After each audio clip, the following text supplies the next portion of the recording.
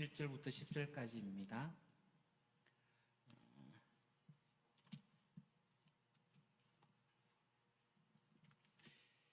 우리 35장 보기 전에 우리 지난 목요일 내용부터 좀 살펴보겠습니다. 일단 이사야서 구조를 보시면요.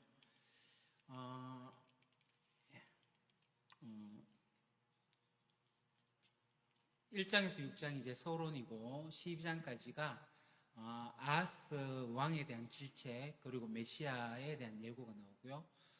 그리고 13장에 35장까지 온 인류를 위한 하나님의 주권, 이제 열방 심판을 이야기하고, 이제 오늘 우리가 보는 이제 35장, 회복의 약속에 대한 말씀인데, 34장과 35장은 이렇게 한 묶음으로 되어 있기 때문에 어제 내용과 같이 이렇게 살펴보면 되고요. 자, 이제 이 시대적 상황은 지난번에 물론 내일부터 이제 36장은 히스기야의 내용이고요. 39장까지 우리가 묵상하고, 이제 9월달부터는 사사기를 보게 되는데, 일단은 지금 이 지도를 보시면 아시리아 제국이 이렇게 확장을 해 나가는 과정 속에 있고요. 지금은 이제 남쪽 유다에서 이제 아시리아 제국이 이제 확장되어 가면서 세력이 점점 위에 레바논을 무너뜨리고 이스라엘을 무너뜨리고 남유다를 공격하는 시점에 남유다가 히스기야 왕 때에 이제 동맹을 맺으려고 하는 거죠. 애굽과 이집트와 동맹을 맺으려고 하는데, 그래서 이사야가 어떤 일을 하냐 하면, 안 된다 그러면서 3년 동안 퍼포먼스를 펼치잖아요, 벗은 몸으로. 그럼에도 불구하고 히스기야하고 이 신하들이 끝내 애굽과 동맹을 맺게 돼요. 그러면서 이제 하나님께서 이 애굽과의 동맹 맺는 것이 얼마나 위험한 건지를 말씀하시는데요. 그런데 이 위험한 이야기를 하니까 남유다 백성들은 하나님 말씀을 듣기 싫어하는 거죠. 그래서 이사야 선지자한테 뭐라고 얘기하냐면, 더 이상 얘기하지 마라, 우리한테 바른 말 한다고 하지 마라, 거절하는 겁니다. 그래서 하나님께서는 이 이사야에게, 이 유다에게 임할 심판을 선언하게 하셔요. 그래서 이제 이사야 31장에 보시게 되면은 30장에 반복되는 내용이 나오죠. 그러니까 애국과 동맹을 체결하려고 하는 이러한 남유다를 하나님께서 책망을 하십니다. 애굽으로 내려가지 마라. 그러니까 애굽을 의지한다는 것은 애굽에 말도 있고 기병도 있고, 그래서 애굽의 군사력을 의지하는 거거든요. 그거 의지하지 마라 그런 거예요. 하나님께서는 솔로몬 시대에도 그와 같이 애굽을 의지했던 그런 적이 있었는데, 그때 하나님 마음을 아프게 했거든요. 지금도 마찬가지로 이 남유다가 이 아시리아 때문에 군사적 동맹을 맺기 위해 가지고 이제 이집트하고 같이 동맹을 맺는 것에 대해서 하나님께서 마음 아파하십니다. 분명한 것은 남유다가 의지해야 할 것은 하나님이지 애굽의 군사력은 아니었습니다. 하나님께서는 하나님만 의지하기를 바라셨어요. 그럼에도 불구하고 하나님은 이 동맹을 맺으면서 애굽을 의지하는 이 남유다를 하나님께서 예루살렘을 지키고 예루살렘을 보호해 주겠다고 말씀을 하십니다. 그러면서 하나님은 이 남유다가 회개하고 돌아오기를 기다리시죠. 그러면서 하나님께서는 이 아시리아가 아무리 거대한 제국이지만 그들도 마지막 있고 그들도 패망하게 될 거라고, 그것은 하나님의 결정이라고 말씀을 하십니다. 그러면서 이제 32장에 와서는 이사야 선지자가 이제 회복되는 하나님 나라의 메시지를 예언을 하게 되는데요. 그러니까 이제 아시리아가 멸망을 하게 되고, 그리고 나서 이제 메시아 나라, 메시아의 통치가 오게 되는데, 그러면 이 메시아 나라에 임하는 복에 대해 가지고 이제 이야기를 합니다. 메시아가 임하는, 메시아가 다스리는, 메시아가 통치하는 나라는 어떤 곳이냐. 2절에 광풍을 피하는 곳과 같고 폭우를 막는 것과 같게 될 거다. 메마른 땅에서 흐르는 냇물과 같고 사막에 있는 큰 바위 그늘과 같을 거다 얘기를 해요. 3절에는 백성을 돌보는 통치자의 눈이 멀지 않을 것이고 백성의 요구를 듣는 통치자의 귀가 막히지 않을 거다. 귀가 막히지 않는다는 것은 귀를 열어가지고 그들의 이야기를 귀 기울여 듣겠다, 그 말씀이죠. 그리고 4절에는 그들은 경솔하지 않을 것이며 사려 있게 행동할 것이고 그들이 의도한 것을 분명하게 말할 거다. 5절에 아무도 어리석은 사람을 더 이상 고상한 사람이라고 부르지 않을 거고 강교한 사람을 존귀한 사람이라고 말하지 않을 거다. 이렇게 이제 이야기를 하게 됩니다. 그리고 이 하나님께서 이 이사야 선지자를 통해서 이제 하나님 나라, 메시아가 통치하는 나라, 그 나라는 한 왕이 굳게 서고 공의로 다스리고 통치한다, 정의로 다스리는 나라다, 이렇게 얘기를 하죠. 그러면서 이 공의로 통치되는 하나님 나라, 그 통치자가 이 백성들의 요구에 그들의 사정에 밟고 또 그들을 돌보게 될 거다. 이렇게 이야기하는 겁니다. 그러면서 이제 33장으로 넘어오게 되면요. 이 위기의 상황에 있는 거잖아요. 이 남유다를 위해서 이사야가 기도를 합니다. 일단 33장 2절을 보시면 주님 우리에게 은혜를 베풀어 주십시오. 우리가 주님을 기다립니다. 아침마다 우리의 능력이 되어주시고 어려울 때에 우리의 구원이 되어주십시오. 이렇게 이제 기도하면서 계속 기도가 이어집니다. 이 기도는 오늘날 우리도 계속 지속적으로 이렇게 해야 되지 않겠나 하는 기도의 내용이기도 하고요. 이사야 선지자는 이렇게 기도하면서 마음 아파합니다. 왜냐하면 하나님이 말씀하시는데 이 하나님 말씀을 듣지 않는 남유다, 그 백성들로 인해 가지고 마음이 아파요. 그러면서 이 남유다를 위해 가지고 계속 기도하면서 이 위협에서 구원해달라고 하나님께 계속 기도하는 이사야 선지자를 볼 수가 있습니다.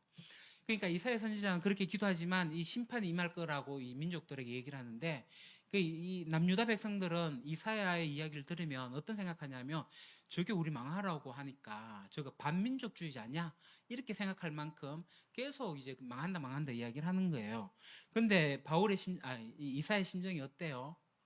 이 백성들이 사는 길은 그거니까, 이 민족에 대한 애정과 열정이 있으니까 제발 그만하고 돌아와라 그 얘기하는 거죠. 그래서 이사야 선지자는 바른 길로 돌아설 것을 요구하고, 그래서 이 나라가 제사장 나라가 되기를 바라는 사람입니다. 그래서 이제 이사야가 6절에 어떻게 얘기하냐면 주님을 경외하는 것이 가장 귀중한 보배다. 그러니까 이게 뭐예요? 여호와를 경외함이 구원에 이르는 비결이다. 그러니까 여호와를 경외하고 해라는 거죠. 그러니까 하나님께서 이 대적 아시리아부터 이 남유다를 구원하실 거고, 그리고 예루살렘을 회복할 것을 계속 노래를 하게 됩니다. 그리고 이사야서 계속 읽어보시면 알겠지만 궁극적으로 하나님 나라의 평화를 노래하거든요. 자, 이제 34장에 가게 되면 우리가 이제 어제 읽은 본문인데요. 하나님께서 여기 옆에 이제 에돔에 대해 가지고 이야기를 하고 있습니다. 그 형제 나라이긴 한데 그 야곱의 형이 에서잖아요. 에서의 자손이 세운 나라가 에돔인데요.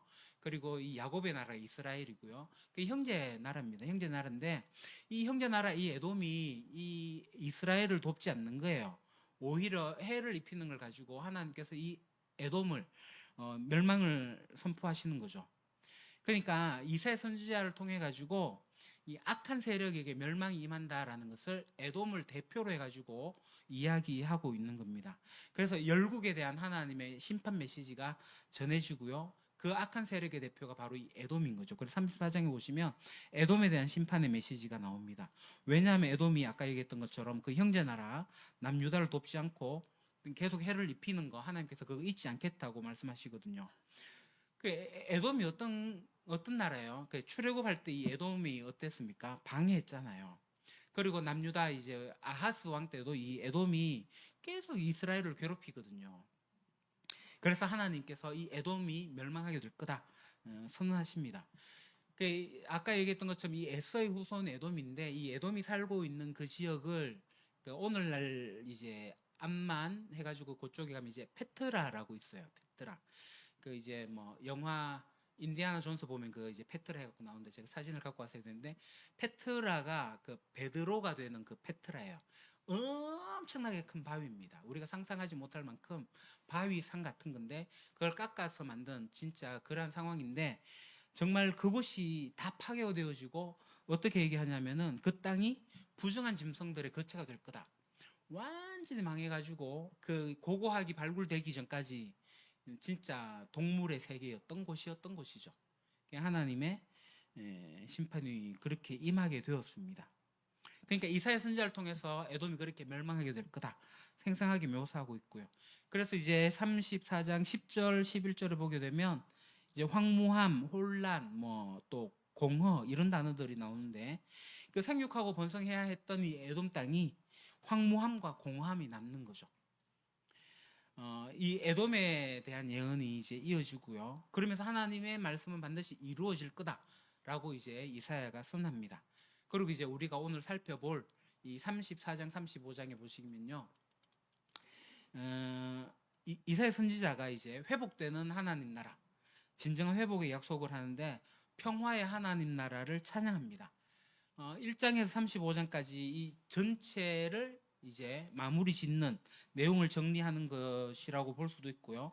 그러니까 이 내용이 뭐냐 하면은 결국 하나님께서 모든 열방을 심판하시고 그 가운데 제사장 나라인 유다를 회복하겠다. 그 내용입니다. 그러면서 이사야 선지자가 회복하는 이 메시아의 나라, 제사장 나라, 이 말씀으로 남유다 백성들을 위로하고 있는 거죠. 계속되는 심판 속에서 하나님의 구원의 날이 이르게 될 거고, 그렇기 때문에 인내해라라는 내용을 전하고 있습니다. 마치 신약에 와서 요한계시록을 보면 사도 요한이 요한계시록을 통해서 뭐라고 얘기를 해요? 당시에 로마에 대한 엄청난 박해가 있었는데 그때 크리스찬들을 위로하면서 마지막 날까지 인내할 것을 이야기하듯이 지금 이사야도 그러한 나라가 있다라고 지금 인내할 것을 부탁하고 있습니다. 그래서 고난 가운데 승리할 수 있기를. 그래서 그루트긴 그들이 이제 다시 거룩한 길에 들어서게 될 것을 이야기합니다.